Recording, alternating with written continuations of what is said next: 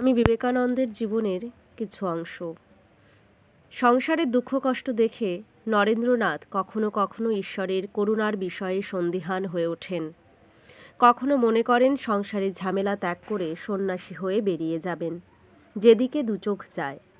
কর্তব্য স্থির করতে না পেরে তিনি একদিন শ্রীরামকৃষ্ণদেবের কাছে তার আর্থিক অভাবজনিত সমস্যার কথা তুললেন। পরমহংসদেব তাঁকে পরামর্শ দিলেন আর্থিক অভাব দূর করার জন্য মা কালীর কাছে প্রার্থনা জানাতে। দেবদেবীর কাছে অর্থ ও সংসার সুখ প্রার্থনা করা নরেন্দ্রনাথ পছন্দ করতেন না, তার গুরুও পছন্দ করতেন না। তবুও অনিচ্ছা সত্ত্বেও নরেন্দ্রনাথ অর্থ প্রার্থনার জন্য দক্ষিণেশ্বরে কালী মন্দিরে মা ভবতারিণীর কাছে গেলেন। কিন্তু মা কালীর কাছে বারবার চেষ্টা করেও তিনি অর্থ চাইতে পারলেন না।